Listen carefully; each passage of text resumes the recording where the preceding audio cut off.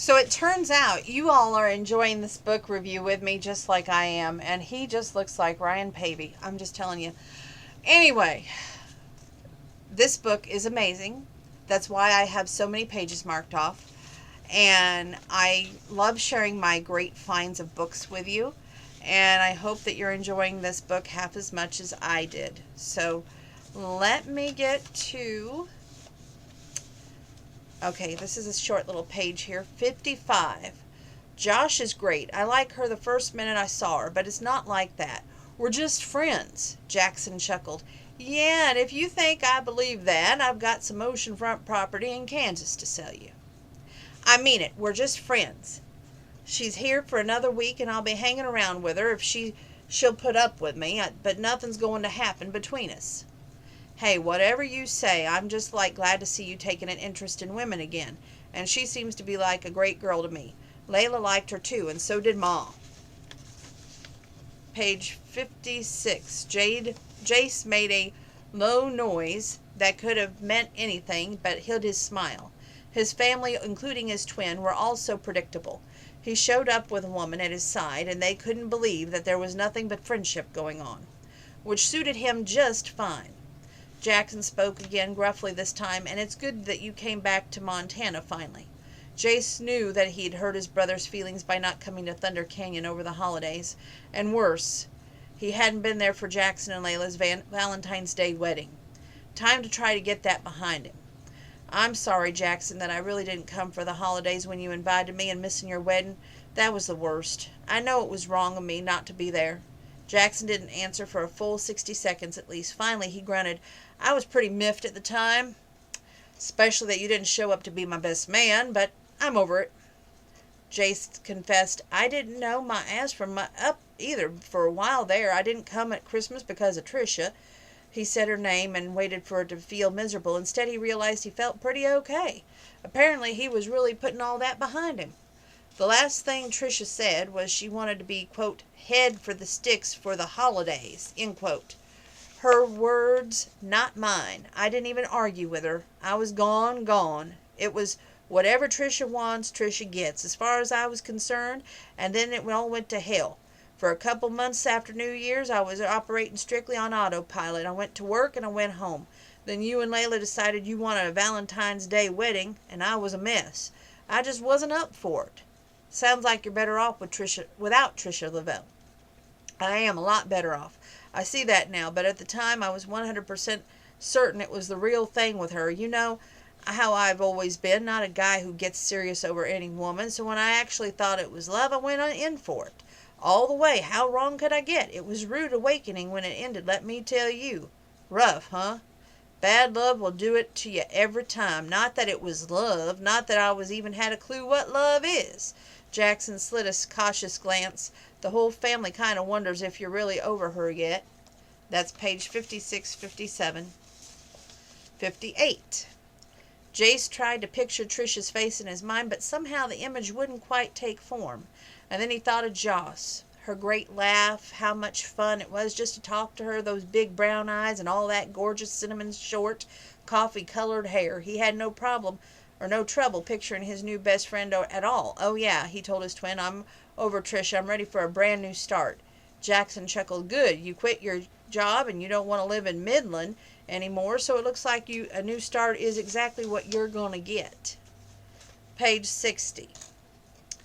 The voice of her new best friend answered. Aunt Melba is going to be very disappointed, you know. She was really looking forward to seeing you in church. Josh dragged herself to sitting position and swiped her tangled black hair off her face. Ugh, wait a minute. Did I actually tell her I would be there? No, Jace admitted. You hedged. Aunt Melba assumed, and I said you would be there. So thoughtful of you to make commitments for me. Did I mention that I brought you coffee? Brought. Where are you? Waiting in the hallway outside your door. She grinned. She couldn't stop herself. That is not fair. Vanilla latte, just saying. All right, you sold me. She hung up and grabbed her robe and belted it as she hurried up to let him in. When she opened the door, he held out a tall Starbucks cup. She took it and sipped and gestured him inside, shutting the door and then leaning back against it with a sigh. Yum! Thank you. You're welcome. He gave her one of those knock your sock off smiles of his, and really he was looking great, freshly showered and shaved in a different pair of expensive boots, tan slacks, a button-down shirt, and a nicely cut sport coat. She grumbled, at least someone got a good night's sleep. He took in her blenderized hair, the robe, and the bare feet, and the grumpy expression. Sorry to wake you up. No, you're not. You're right, I'm not. He took her shoulders, turned her around, and pointed her toward the bedroom. Go on, get ready. We don't want to be late. Aunt Melba would never forgive us. Who's this we, cowboy? She muttered over her shoulder, but she went, and she took her latte with her. 20 minutes later she emerged feeling church-ready, like in a pink blouse and oyster-white skirt, with a favorite pair of low-heeled slingbacks and a slightly lighter pink than blouse. She pinned her hair up, loosely worn pearl earrings her mom had given her when she graduated from high school. Jace said, "You look amazing." She realized she felt better, a lot better, and Jace seemed to have that effect on her. He cheered her up, had her looking on the bright side, thinking that something exciting and fun could be happening any minute. She grabbed her pink purse and off they went. That was page 60, 61, and 62. Page 64 is a little short paragraph. Melba was at her post by the guest book. She told them how glad she was that they had come. "And I want to see you both at the Historical Society Museum very soon. I've been helping out there several times a week. Thunder Canyon is a fascinating place with a rich history. While you're in town, you might as well learn something." Josh only smiled and nodded. Jace ended up promising that he would drop by the museum soon. Page 67. Reluctantly, she went. "What?" He whispered in her ear. "I love the hitching post." "Whoop-dee-doo." She spun her index finger in the air. "Josh, about your attitude." "Yeah, lighten up." She knew he had a point. Okay. So why do you love the hitching post?" He sat on the wide window ledge next to the door. "Good memories, that's why. When I was a kid, we always used to go there every time we came to town. My dad would take us. We'd get burgers and fries and milkshakes on the restaurant side, where the kids were allowed, and it was a special thing with all of us together. When my dad relaxed and we really, with us, focused on the family, he used to call us his little mavericks. I thought that was so cool. It seemed to me that as we went to the hitching post often, even though I knew that we couldn't have, I was only 6 when he died, and we only got to visit Thunder Canyon now and then in the summer. But I do remember clearly that on our last visit here before he died, my dad took me to the hitching post alone, the two of us. For some reason, Jackson didn't get to come. It was just me and my dad, and I was happiest kid on the planet." He rose from the window ledge, his eyes holding hers. He took a few strands of her hair and guided them back behind her ear. A small shiver cascaded through her, and she wanted to move even closer to him. At the same time, she knew that she ought to step back. "Okay," she said softly, "I get it now. That place is so special to you." "Good." His caressing tone hovered somewhere on the border between gentle and intimate. "I mean, nothing against Teresa, but she's not what I think about when it comes to the hitching post, to mind." Josh felt rotten, and not only for razzing him about Teresa. There was also uncomfortable fact that she was starting to wonder what it might feel like to kiss him. Plus, she was flat out envious of him. He had a great big terrific family, and he had a dad, a real dad, until he was 6. A dad who hadn't left him willingly. Then when he had lost his dad, he gotten kind of Pete Wexler as a stepdad. Her dad, on the other hand, had walked out even before they had a chance to know him. Her family consisted of her and her mom, and right now her mom only lectured her. He was grinning at her. "So come on, let's go to the hitching post." "I don't know. It's past noon. Maybe I should just go up to the resort." His grin faded. He blew out a breath. "Okay, Josh, what's up with you now?" I feel low now, that's all." "Why? A few minutes ago you seemed to be having a great time." "I was. So what happened? You realized you were having too much fun?" She opened her mouth to tell him how off base he was, but then she saw he might be actually having a point.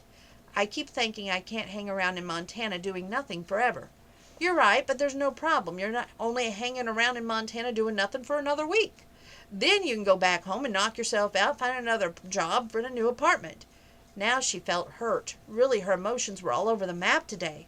"How can you make a joke of it, Jace? It's not a joke." "I know it's not," he said, his words gently, and then he asked, "Are you bored?" That was 67, 68, 69. Here comes 70. We're probably going to go to,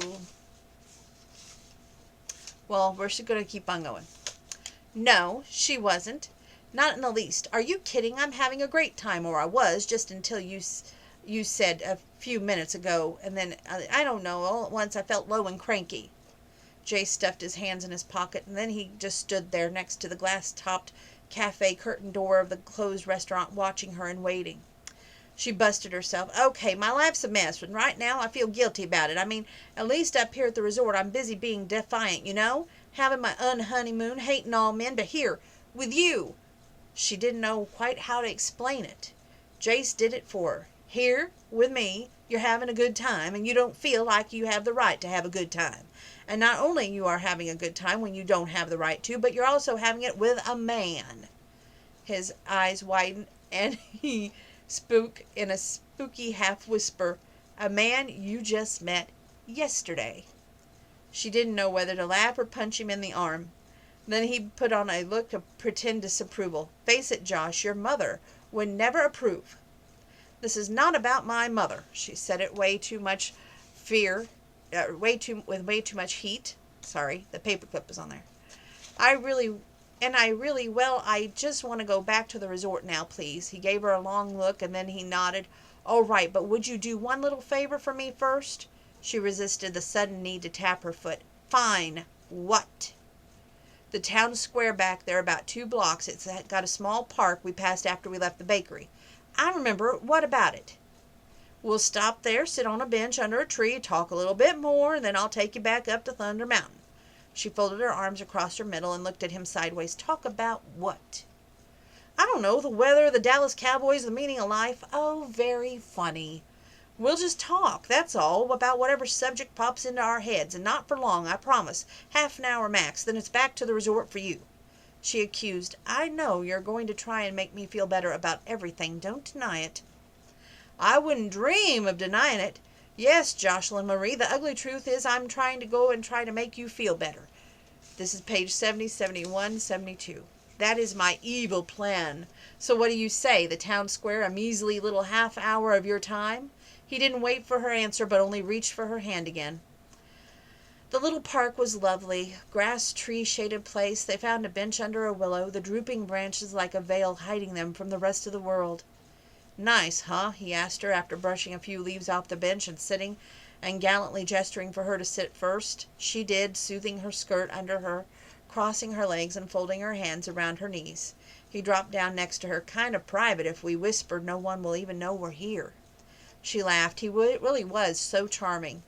How old are you? 10? Only at heart. Tell me a secret. She gave him a deadpan stare. You first. He thought it over, shrugged. Once I kissed a toad. Ew, why? Jackson dared me. He was always a troublemaker. And I was his second banana, you know. He would come up with these wild-ass ideas. I felt honor-bound to go along, but then somehow, if there was something gross involved, he would always manage to get me to go first. Then he would mock me. Once I kissed the toad, he told me I was going to get warts on my lips. Oh, now that's just mean. He could be, yeah, but he's also the best, you know. How? He'd take a bullet for me, for anyone in the family. That's how he is. You can count on him. Even in the old days, when you never knew what stunt he was going to pull next, you always knew he had your back.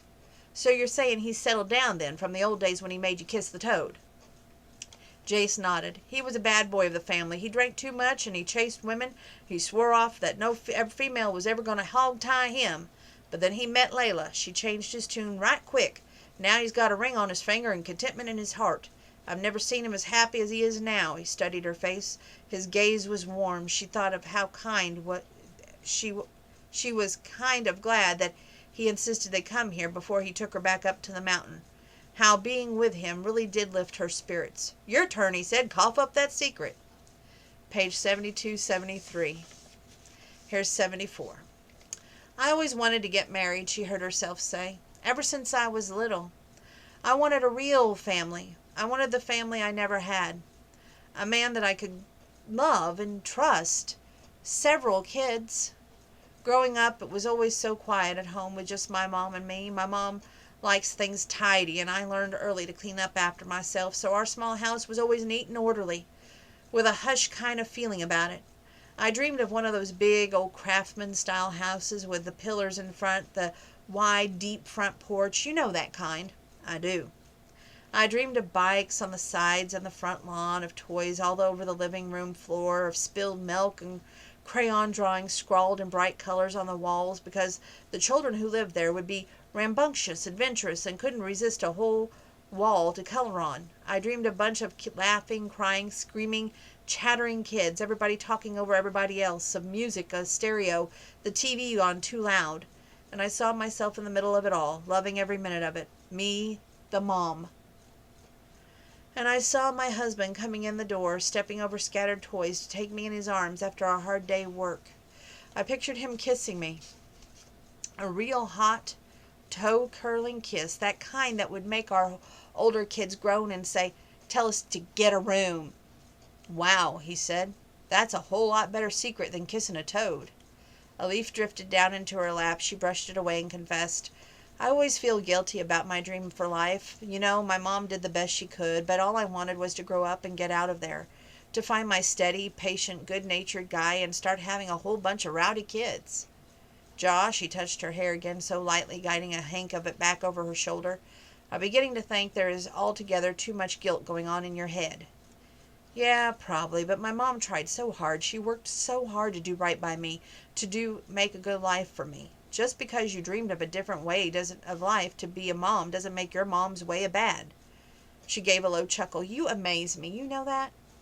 "In a good way, I hope."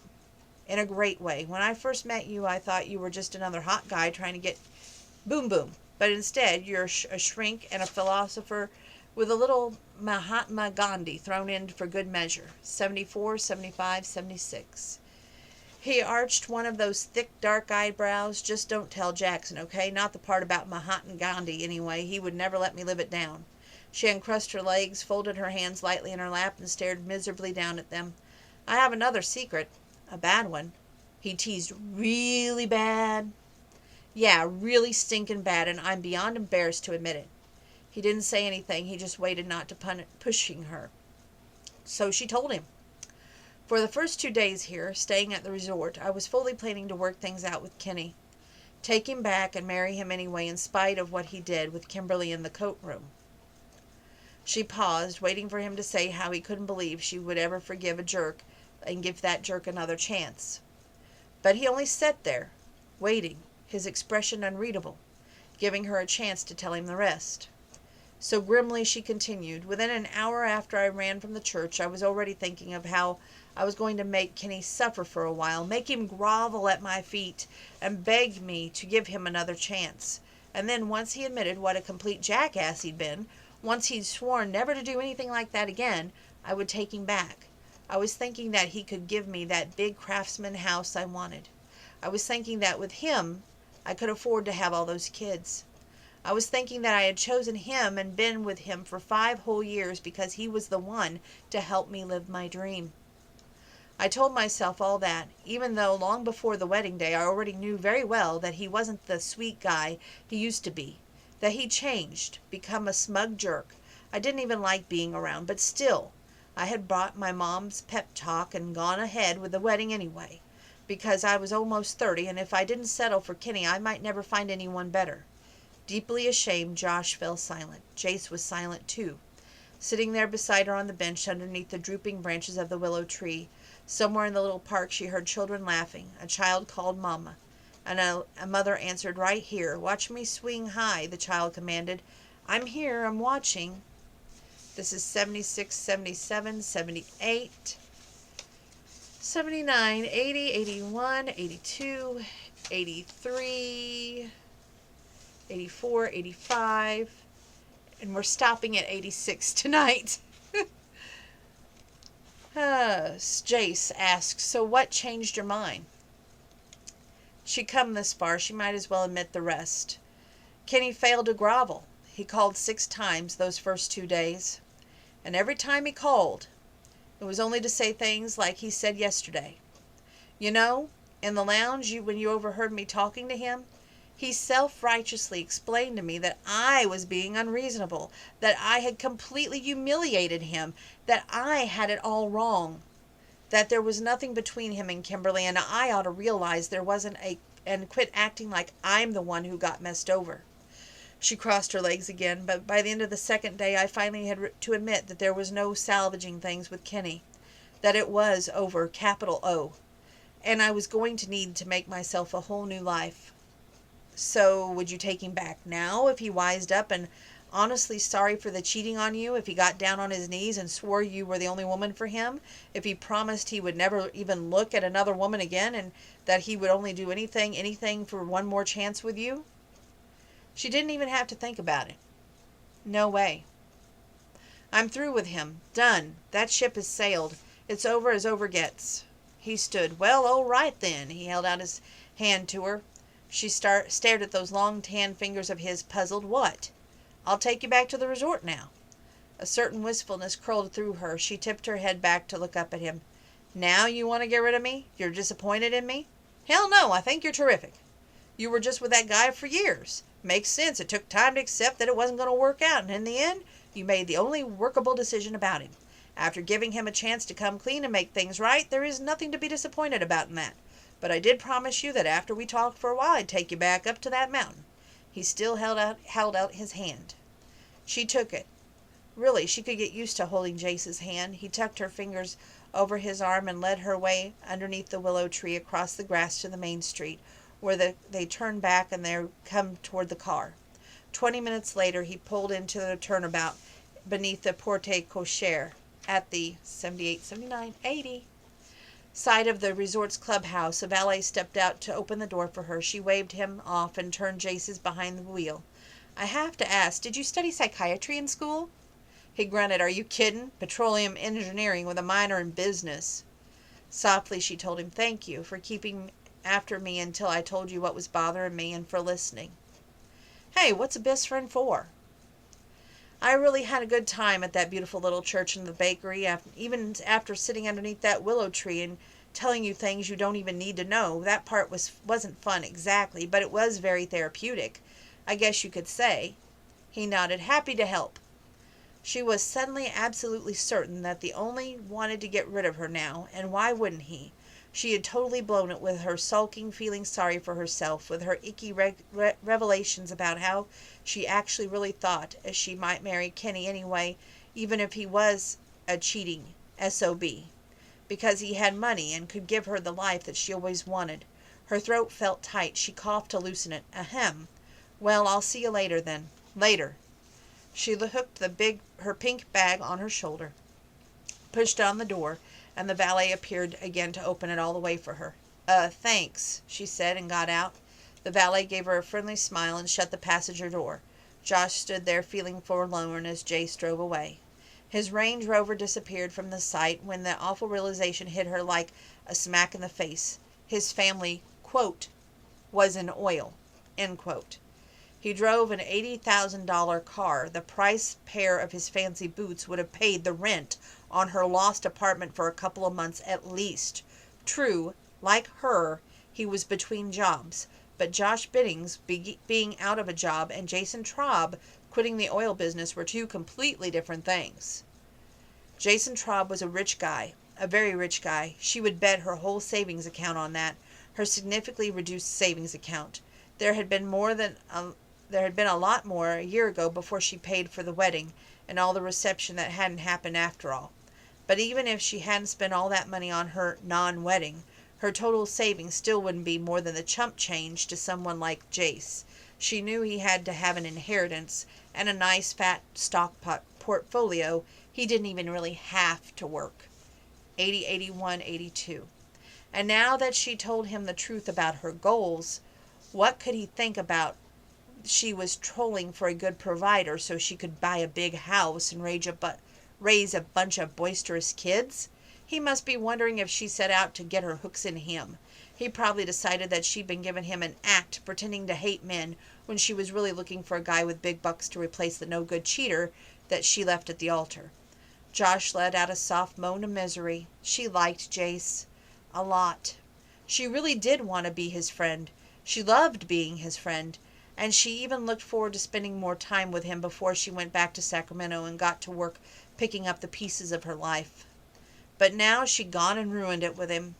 She just knew what she had. She tipped her head back and let out another moan. "Ma'am?" the valet asked, looking worried. She pulled herself together, pasted on a smile, and shook her head. "I'm okay. Really." Another vehicle rolled under the porte-cochere and the valet stepped forward to the passenger door. With a heavy sigh, Josh turned to the glass doors that led onto the clubhouse. 82, 83,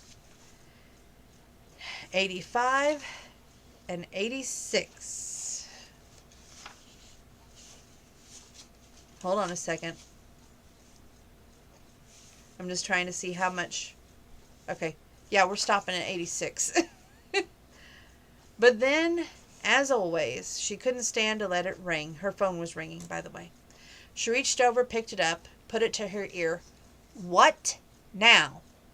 Here's a side note.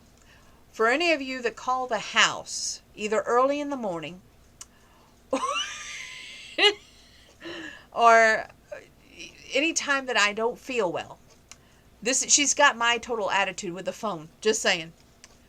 Back to the book. "You're my best friend for the whole week, and I don't even have your cell number. How wrong is that?" "Jace," she breathed out his name like a grateful prayer. Tears blurred her eyes and clutched at the back of her throat. "Hey!" A silence on the end, then gruffly, "Are you all right? Did something happen?" She blinked and swallowed and let out a slow breath and told him the truth. "I was sure that I totally freaked you out, that you had to be thinking I'm some kind of gold digger." He made a bewildered sound. "Whoa, wait, what? Why?" "Okay, now I hear your voice. It seems all completely ridiculous that I could have thought that." "Josh, why?" "Because of what I told you about marrying Kenny anyway. Even though he cheated and I caught him in the act, marrying him because he had money and could, support me in the style to which I hope to become accustomed." "Oh, right." He was smiling. She could hear it in his voice. "The big, messy house and all those loud, undisciplined kids who really shouldn't be allowed to color on the walls." "You can get a special paint, washable paint, and yeah, that would be it. The style to which I can't wait to become accustomed." "Listen to me, Josh. Are you listening to me?" "Yes. I don't think that you're a gold digger, not in any way. You got that?" "Yeah. So can I have your cell number?" She rattled it off. "And can I have yours?" "Absolutely." He gave it to her. She rolled over and scribbled it down on the complimentary notepad by the phone. "And about tonight," he said, "dinner at Jackson and Layla's. I'll pick you up at 5:30. She grinned to herself. She never actually told him that she would go. But so what? She wanted to go, and she was going to go. "I'll be waiting," she promised, "outside under the porte-cochere, where you dropped me off just now." Oh, romance like that only exists in books. Okay, continuing. I'm just going to see how 96, 97, 98, 99. Oh, well, I guess, yeah, we'll start up at 96 tomorrow. So, it's going to be a long book review, I have a feeling, but we're getting there. So, thank you for tuning in tonight. I know it wasn't very that long, but I don't want to lose my voice. I work again tomorrow. I have Thursday off, so if we don't finish it, well, we should finish it tomorrow night. Hopefully, knock on wood. But we also have Married at First Sight tomorrow night, so you got to stay tuned for that as well. Thank you for watching, and thank you for tuning in. It means a lot. And if I could steal that part where she feels like she's ruined everything, but yet, magically she hasn't. She doesn't know how lucky she is. Anyway, gonna try and get this together here. I hope that you're keeping your social distance. I hope that you're washing your hands, wearing your mask, and at times when you need to, use that hand sanitizer. God bless. Stay safe. Till tomorrow. See you again. But not stay safe till tomorrow. Stay safe, period. But I hope to see you again tomorrow. God bless.